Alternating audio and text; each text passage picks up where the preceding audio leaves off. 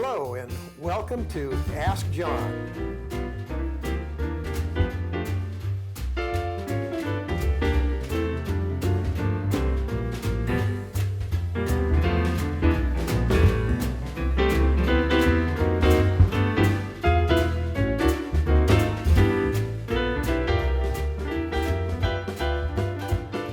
We have a special guest today who is going to talk about the coming double dip recession.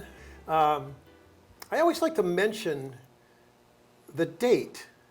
Today is November 1st, 2022, and I only say that because I don't know when you're watching this.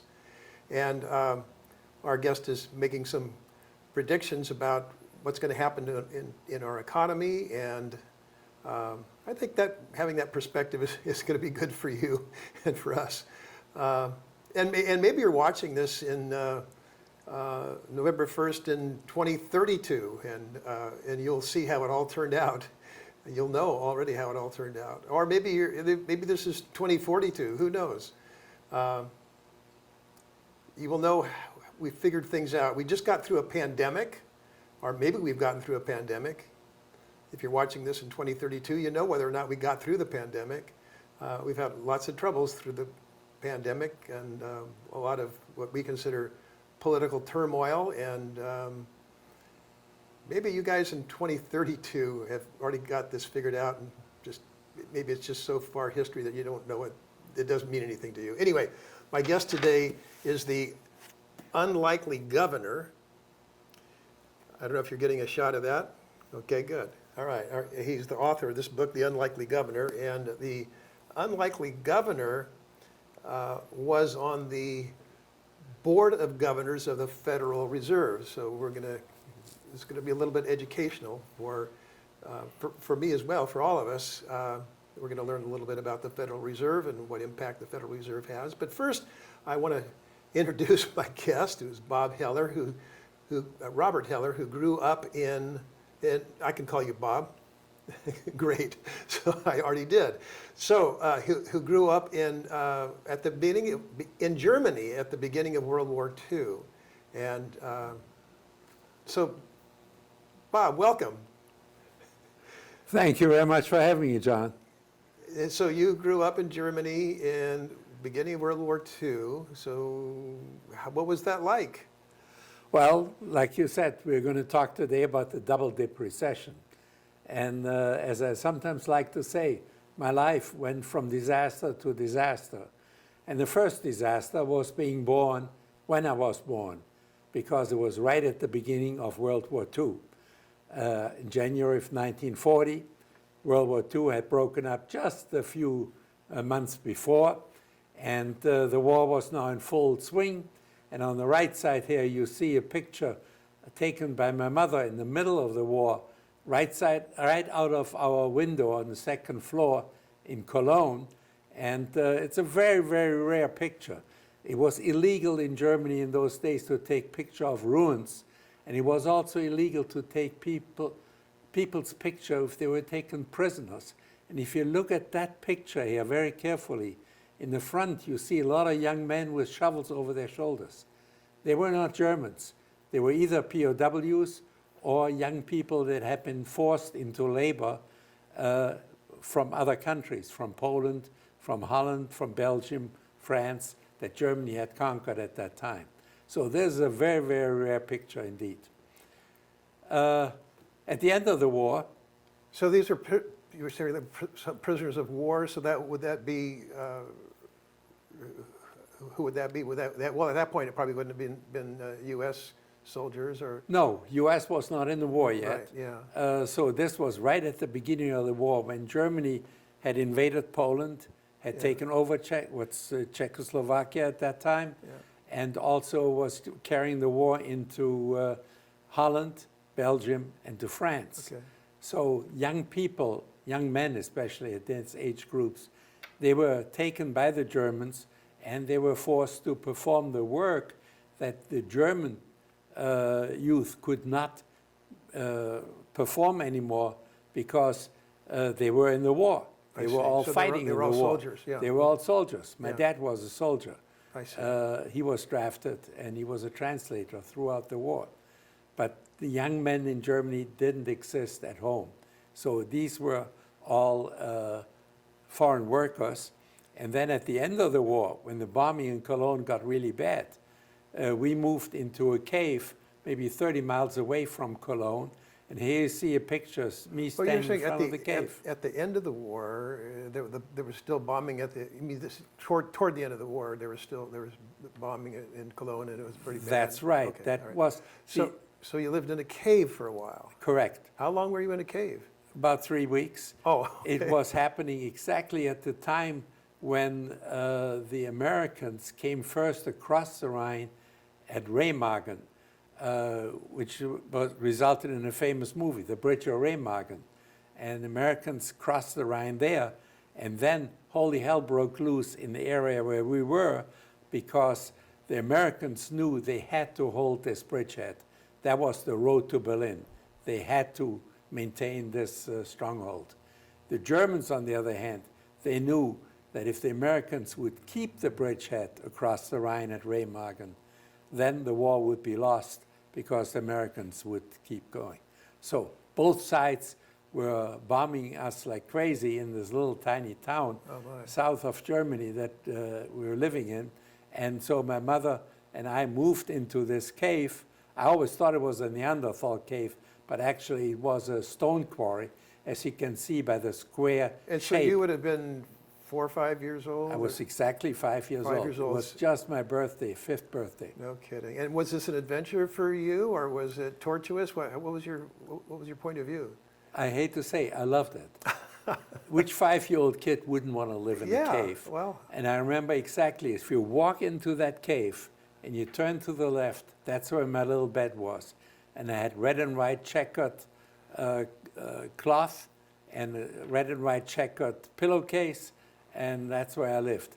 The picture on the right was taken by the Americans right after the liberation. So a few weeks later, maybe 3-4 weeks later, when the Americans had taken over now the area where the cave was, and the first soldiers that came in took some of these pictures, and here you see a family in one of the caves. There were about 24 of them in that mountain region where we were staying. there were a lot of caves there then. So About 24 of them, okay. 24, So- 25. So did you have siblings?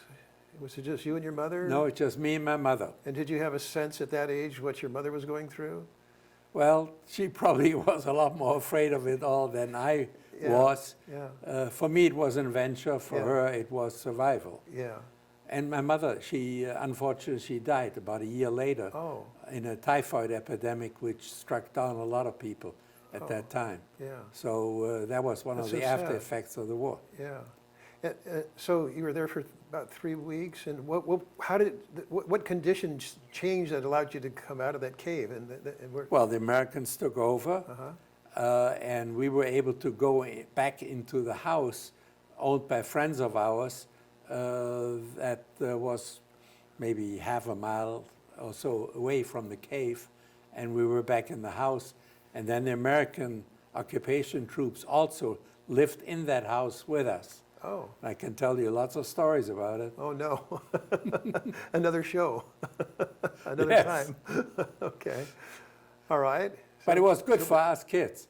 We would Yeah. wave at the trucks with all the soldiers going by. The only English words we knew was bye-bye, bye-bye. And they would throw us chewing gum or candies, whatever they had in their, Chocolate in their bars. rations. Yeah. Yeah, not big chocolate bars, but little chocolate Yeah, bars. okay. Very So- nice. Yeah. So that was a good time for you. So It's- for me, it was a good time. Yeah. It was a good time in my memories. Yeah. And then the one thing I don't understand, the war ended, as you all know, in May of 1945. In June of 45, only 1 month later, my mother moved back to Cologne together with her sister. I still have her passport, and the three of us are listed in the passport, getting permission by the British occupation forces at that time to move back to Cologne, because you weren't allowed to move unless you had a permission. And we moved back to our house in Cologne, which was half destroyed. You see on the right picture the way the house looks nowadays. My granddad owned a distillery, a liquor store on the left side, a bar, and a restaurant, all in that same house. And the family lived on the second floor. And on the left side, you see a picture of me that was actually taken while the war was still on. And I'm working in the cellar. I'm probably 3, 4 years old there, and rolling one of the little beer kegs around. And you see the big kegs that my granddad had filled up with gin, vodka, cognac, and other things that he would distill himself. So it was interesting house. There were 6 of us, 6 cousins living in the same house. And so you did some crazy things? And we did some crazy things. In the right picture you see us in high school. I'm the one in the middle with the black scarf with my classmates waiting for the train to arrive. And we did other things. What are you going to do when the train arrives? Well, Is this like a game of chicken and who the last person to get out? you are absolutely right. It was a game of chicken. We're crazy kids. Crazy kids are crazy today, nowadays as well. You know? Well, you think kids are still crazy? Yeah, they probably are. Kids totally are. It's just different craziness. Some of us adults. All right, so what next? So then my girlfriend, which you see in the left picture here, the one with the white bathing suit, she decided to come to the United States. Is that you in the middle? That's me in the middle. And on the left side is a friend of ours. Okay. Her name was Bobby. It looked an awful lot like you had have 2 girlfriends, so I just Well, wanted to mention that. just make it straight. It's the one on the Okay, right okay. that was my real girlfriend. The guy who took the picture, Bobby was the girlfriend of my other friend that we had. So Annalie, the one on the right, she decided to come to the United States. And she went to College of St. Teresa in Winona, Minnesota. So it was an all-girls school, so clearly I couldn't go there. But you wanted to be close. I want to be close. So we drew a circle of about 200 miles around Winona, Minnesota. And I wrote to, I think it was 84 different colleges asking for admissions. Maybe a dozen of them wrote me back. A couple of them admitted me even. And then finally I got a letter from Parsons College in Fairfield, Iowa that said, hey, we're going to pay you room, board, tuition, and $50 a month. And I thought I'd gone to heaven. So I went to Parsons College. On the right you see commencement day at Parsons. It was a little Presbyterian college. And it was known as Mid-America's worst college. I hate to... Mid-America's worst college? Worst college. Worst college? Worst. It was known by whom as the worst college? Everybody. The townspeople certainly called it. They hated it. Because it specialized in admitting kids who had flunked out of not 1, but out of 2 colleges beforehand. And they had to pay someone to go to that school. They paid me to go to that school. But I tell you, their tuition at that time was the same as at Stanford or University of Chicago. Because the typical kid that went to Parsons College was a party kid. They loved partying. Maybe they had gone first to Dartmouth or to Harvard or to Johns Hopkins, and they partied and partied. So they flunked out after 1 semester or 2. Then they went to maybe Rutgers, Michigan State, or Iowa State, or some other state university. And they kept partying. They flunked out again. Now, with 2 strikes against them, nobody would touch them anymore. But then there was the little Parsons College, and they said, oh, we'd love to have you. And the parents were rich. I remember one of my classmates there, a good friend, was a Wanamaker from the famous department store in Chicago, was their son. You know, there are other kids like that. So did they have a pretty good track record with these 2-time dropouts? No, it was awful. It was party. And we went to the neighboring colleges for homecoming day. The kids would burn down their homecoming floats from the other colleges and so on. So shortly after I left Parsons College, it actually went broke. And then it was reincarnated as International Maharishi University in the middle of the cornfields of Iowa. Yes. So Okay. that was one disaster. Then I went to Berkeley, to grad school, to get a PhD. And guess what? The next disaster happens. The free speech movement in the early 60s. Campus was riots all over. Every week there was a new demonstration. Here you see one of the demonstrations. Mario Savio, the famous leader of the free speech movement, is the guy second from the right that you see marching here through Sather Gate in Berkeley campus. I left. So I think there are a lot of people who would not consider that a disaster. So why do you consider that a disaster? The free speech movement is like, this is great, right? Free speech. Free speech. Yeah, well, there was certainly free speech at Berkeley beforehand. Yeah. And, well, you know, some people then took it to an extreme. They called it filthy speech movement. And they were sitting there with a little sign, a four-letter sign that started with an F that I will not repeat here. But, you know, it really went a bit overboard. That was the era of the riots that really got out of hand. Exactly. Yeah, there's a lot of that. And a lot of my fellow students were taken off the track. They were not studying anymore. Instead, they were always protesting and doing this and that. And how about you? Were you involved in that in any way? Were you distracted by it? What did No, you? when I saw what was going on, I thought it was the biggest nonsense I ever seen. So I buckled down. I got my PhD in 3 years, which was pretty fast. And What was your area of study? economics. Okay. Well, And that makes I sense. got out of there as fast as I could. Yeah. So then I became a professor at UCLA. Wonderful place. But again, there were riots all over the place. The Black Panthers were protesting all the time. There was a group called the SDS, the Students for Democratic Society. Now nobody remembers them anymore.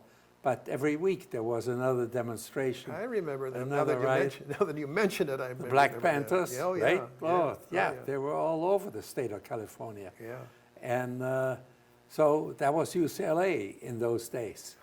And, but, you know, I enjoyed it, but it was another disaster that was happening. So I got out of UCLA and I joined the International Monetary Fund in Washington, D.C. And guess what happens? Right away, the whole international monetary system collapses. I get there, President Nixon took the U.S. off the dollar. So that's disaster number 4 or 5? Oh, Or are we four. counting? So, okay, so you're going to have to, we have a little bit of time in this segment. You have to explain what the International Monetary Fund is. The International Monetary Fund is basically an international organization. Countries belong to it, central banks and U.S. treasuries belong to it. And it is an organization that provides loans and assistance, technical assistance, to countries that are in big payment difficulties internationally. So if Argentina, Greece, Uruguay, or a country in Africa, Mali or Zambia, can't pay their bills anymore, then the IMF will give them money in return for instituting a program that will revamp the economic situation and that will make it better. So typically it means higher interest rates and less government spending. Less government spending for those countries benefiting. And so the other countries who are contributing are spending more. So you said you joined the International Monetary Fund. How does one join? Actually, a good question. I wanted to come for 1 year. I studied or taught at UCLA mostly international economics and monetary economics. And so I got to know people in the international finance field. And so I wanted to come for 1 year. I wanted to come to the International Monetary Fund. Do you have to be invited? Do you Well, apply for it, or? I'm telling you, you know. Oh, okay. So right, okay. I wrote to my friend, Rudy Romberg was his name. I wrote to Rudy, I said, hey, can I come for 1 year as a visitor to the IMF?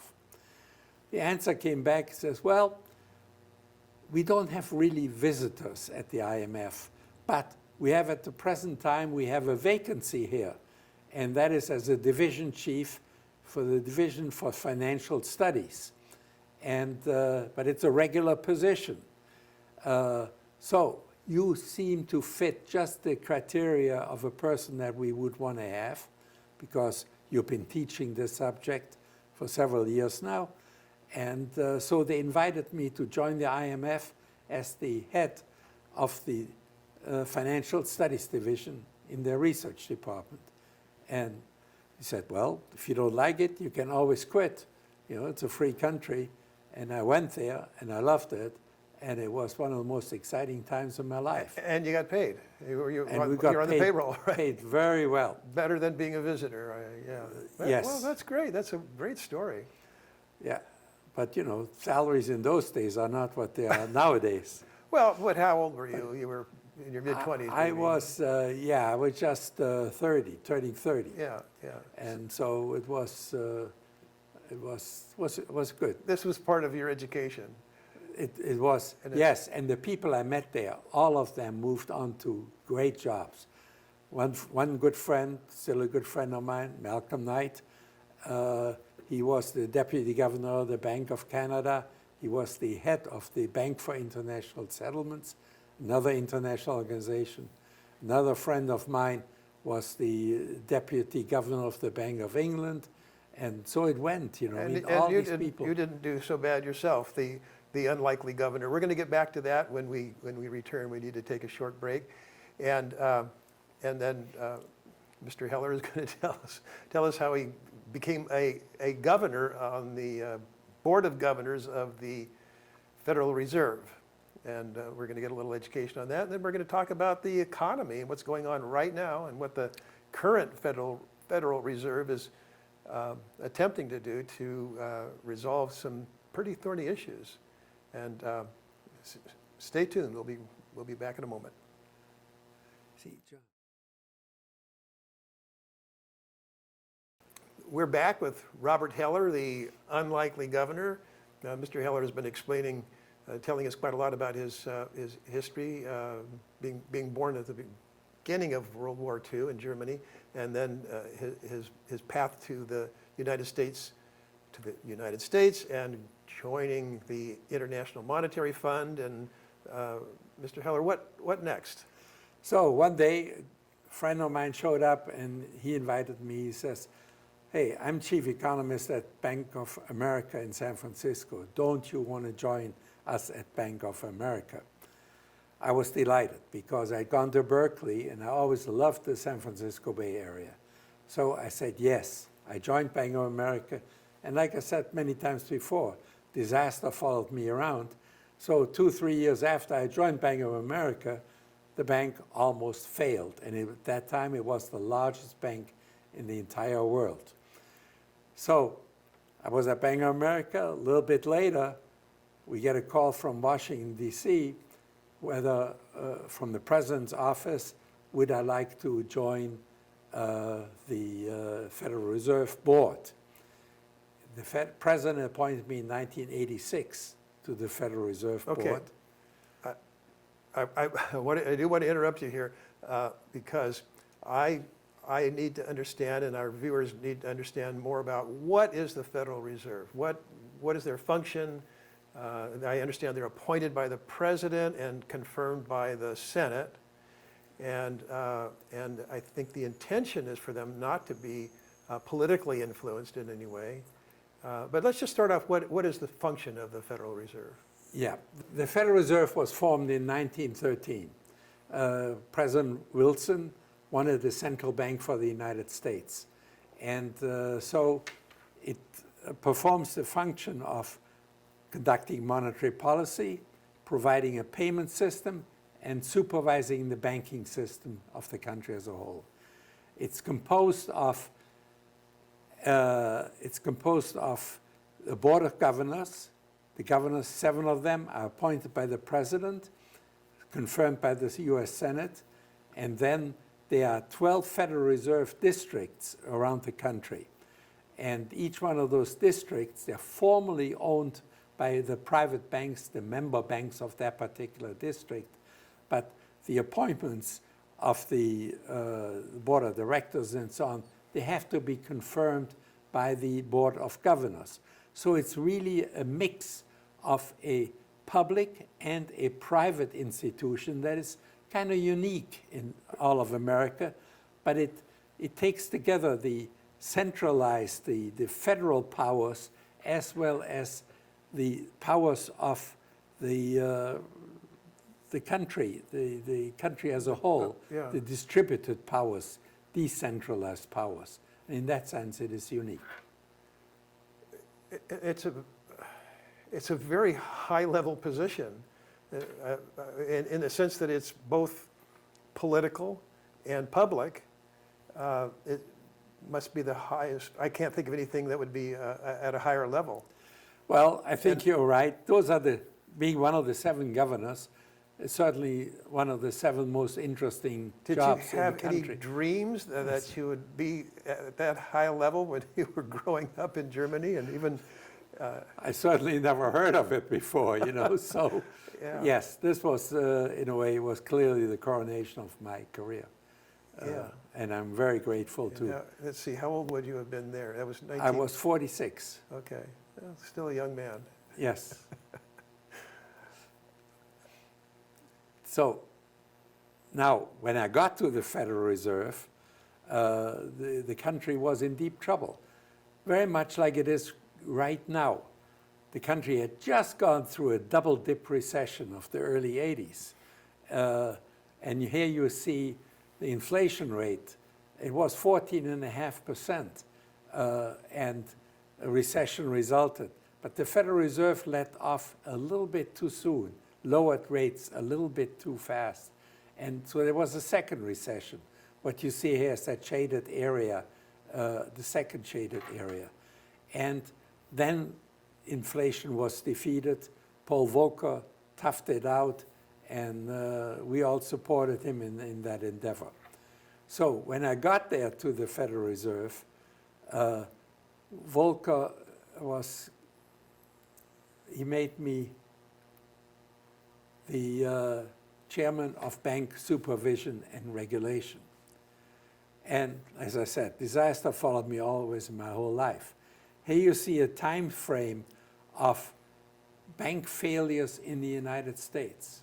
And guess when I was in charge of bank supervision and regulation? At the beginning of that? From 86 to 89, and that over 500 banks each year failed on my watch.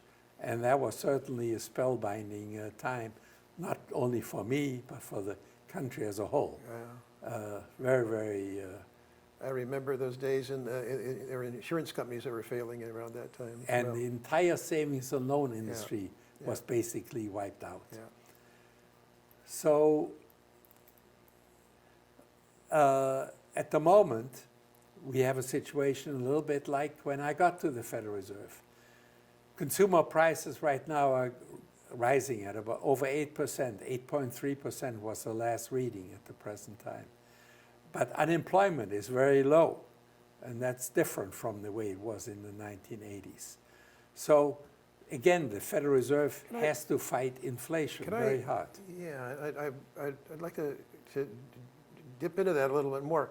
So inflation's very high, unemployment's very low. How can that be? It doesn't seem that's likely. Is that because, are the unemployment rates really valid? In other words, are there so many people out of the workforce that are not being counted?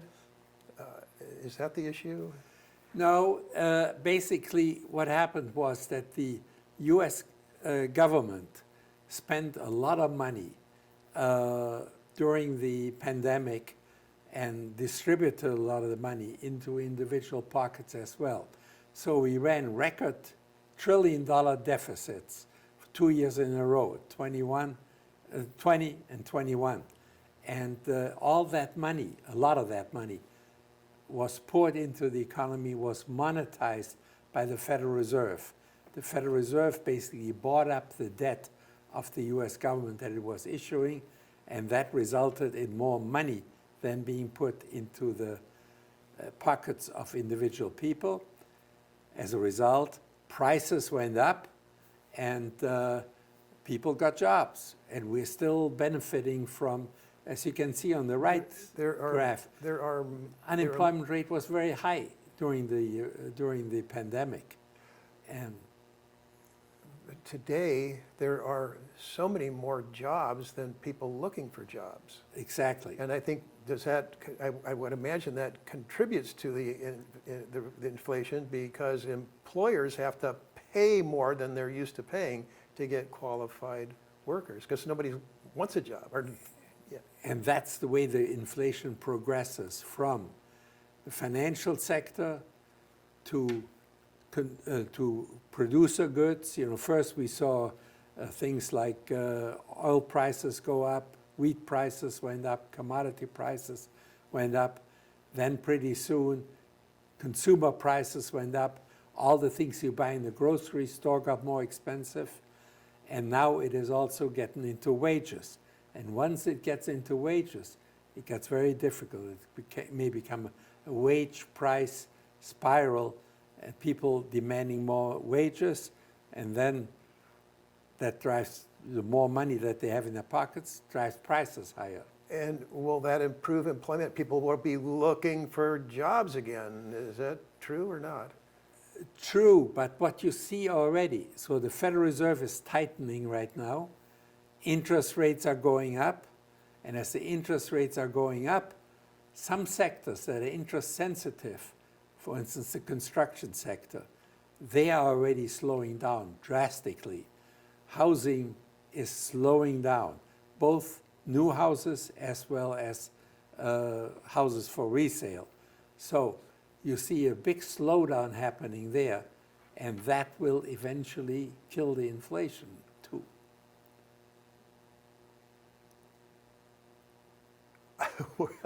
I'm just trying to, okay, so here's my question. You have, it looks like we have a choice, or do we have a choice between inflation or recession? In other words, the remedy for inflation is recession. Is that correct? That's correct. So the Fed is going to try to kill inflation by raising interest rates, which is going to cause a recession. A recession. Which do we want? Well, We don't want either one of them, of you course. don't want Yeah. either one of them, Yeah. right? And but that's a choice. You know, you don't want inflation either, because inflation will eventually. Look at countries that have high inflation.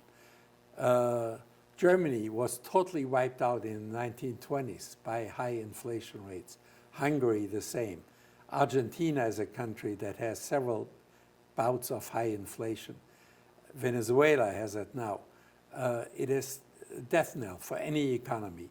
The economy doesn't work anymore as you have more inflation. And in the US, unfortunately, you know, we are having now again 8% inflation. And that, if it's not stopped, it will continue.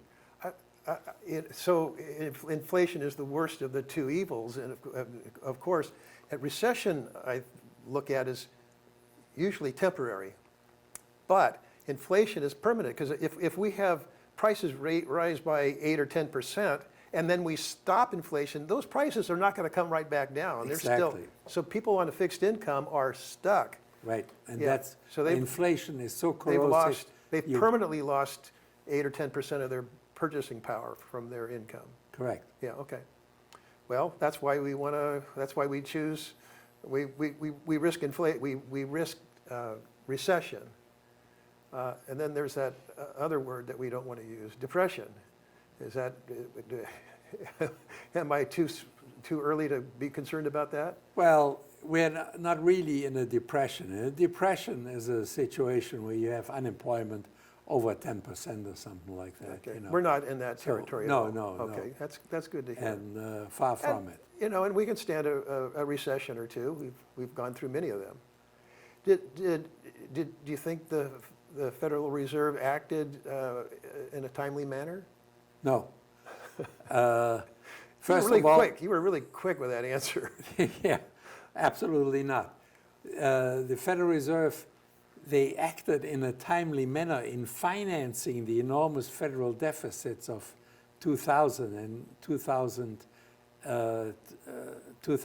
I've got to say, 2021. I've got to say, I just have to tell you, I don't understand that. So I know that Congress passed legislation to spend a lot of money, and that's on Congress. What did the Federal Reserve do? The Federal Reserve basically financed it.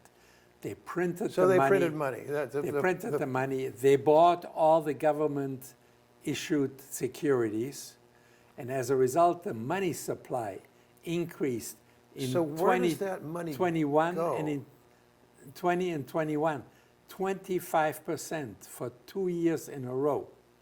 25%. That was given to individuals as, subsidy payments for Okay, the for PPP, the PPP yeah, okay, programs all and right. all those things. Okay, so that's all that money that went into the public domain, essentially. Correct.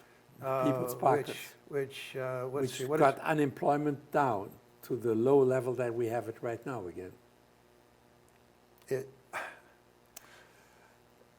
It's too complicated. Well, too complicated. Think about it like a car. If you are pushing on the gas pedal, and the Federal Reserve has been pushing heavily on the gas pedal, you go faster.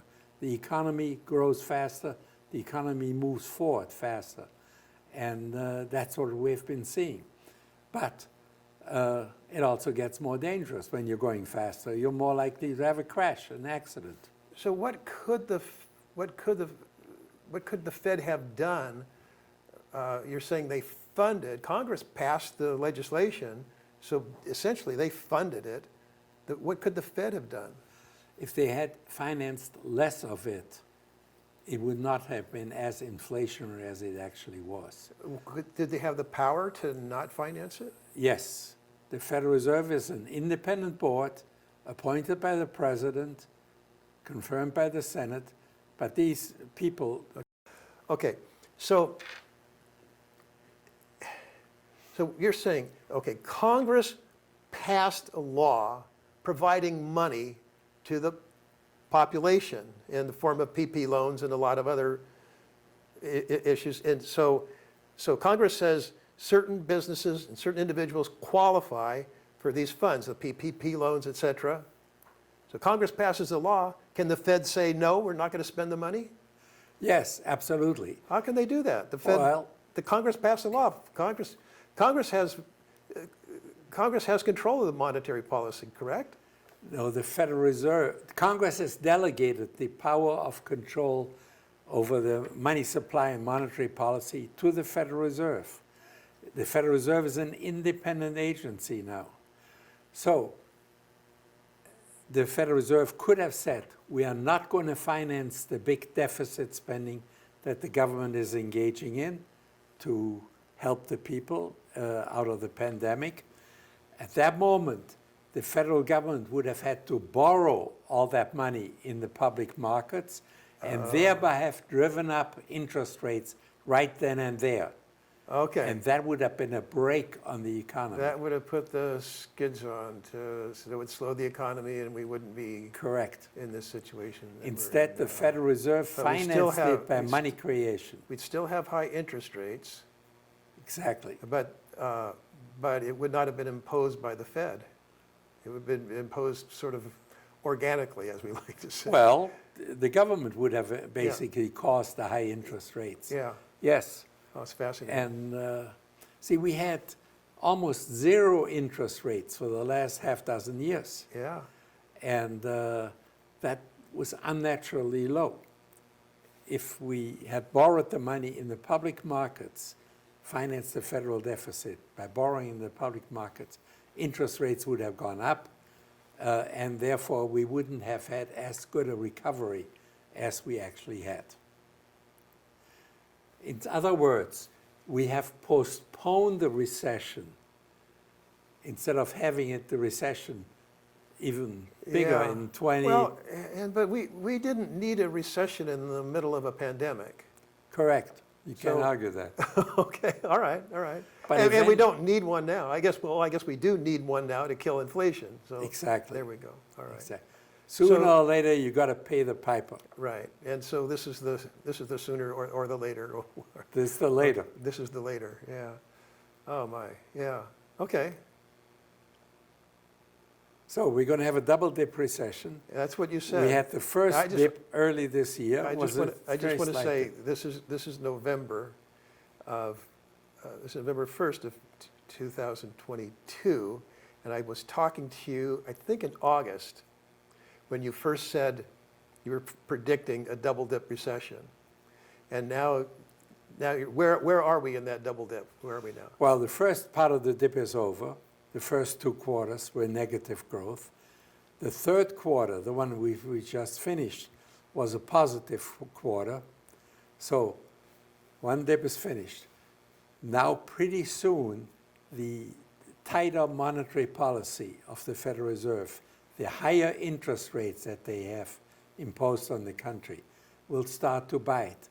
The economy will start to slow down because of these high interest rates. And you see it already in the construction sector, which is slowing down. Mortgages are now 7% per year. A year ago, they were at 3%. Now they're 7%.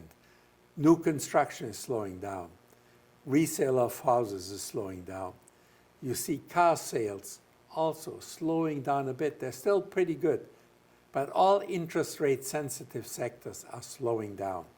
And it will get worse as the Federal Reserve further tightens, which they're probably going to do tomorrow again. So you have a prediction how high interest rates are going to go before In my it turns book, around?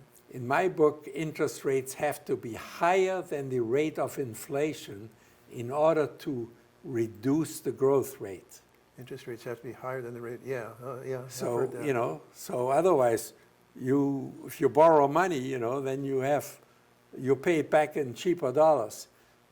But if you have to pay a penalty rate, then the economy will slow down. People will think twice before borrowing more money. So current inflation rate, depending on which indicator you look at, if you look at the consumer prices, they're running at 8%. The Federal Reserve prefers to look at what they call the personal consumption expenditure deflator, which is a different bundle of goods, personal consumption goods. Okay. That is running about 6% inflation. I would say to really slow down the economy, we got to get interest rates to around 7%. And where are they now? The Fed funds rate is right now at 3.5. Yeah, okay. But you know, so we got a long way to Long go. way to go, yeah. And the longer you wait before you do it, the worse it will be. And why do they? Actually, they've increased it very quickly from historically. I'm understanding but why do we know we got to get there? Why do we not just go there? Some people will consider too much of a shock treatment. Paul Volcker did it in the early 80s, and he caused a double dip recession. People were very upset. The farmers were protesting in Washington. The construction workers were protesting. It was a hard time that the country lived through, but President Reagan supported Volcker in his tight monetary policy, and the result was low inflation for the next 30 years. You know, being in the business that I'm in, I have this understanding that markets price the future in. In other words, we know that the interest rates are going to be higher in the future. We know the Fed is going to keep ratcheting up, right? So that knowledge, shouldn't that already have an effect? Well, that's why you see the financial markets go down. Yeah, The stock market went down Right. pretty well. right. Now people are looking beyond that horizon and they say, well, maybe the Federal Reserve will pivot. Maybe they will blink. Maybe they will ease Okay. up. Yeah, all right. I don't think So it's not known. In other I words- don't think the war is won yet. Yeah. But I may be an outlier Well, in that. what is known is priced in, but what you're talking about now is the unknown, and so, Exactly. yeah, okay, The- yeah. Fascinating, The coming recession is not fully priced in, I would argue. yeah. Are there any other, you know, the Fed is the main influencer of the economy. What other influences are there? Well, there's the Treasury Department, Okay. which keeps spending money like it's going out of style. We're still running $1 trillion deficit Okay, at a time when unemployment is. all right, so, so that's the topic of our next show. Thank you so much, Mr. Heller. I started calling you Bob, but I'm getting more respect for you every moment. Good to see you, Mr. John. Heller, it's good to see you, and you're going to come back, I'm sure, and we're going to start talking about the Treasury and their and how they work with the Fed, or they don't work with the Fed, and we're going to get more into that, and maybe we'll hear a little bit more about your personal story, which is also fascinating, and I'm so glad that you were sharing that. Oh, in your book, The Unlikely Governor, don't forget that. There we go. Robert Heller, The Unlikely Governor. And thank you so much for joining us, and please come back. See you next time. Yeah. So My we're just daughter gonna came chat. up with that title. She's the smart one in the family. It's a great title. Yeah, my wife wanted to call it All About Bob. And it is all about Bob, but But you know how it came about? When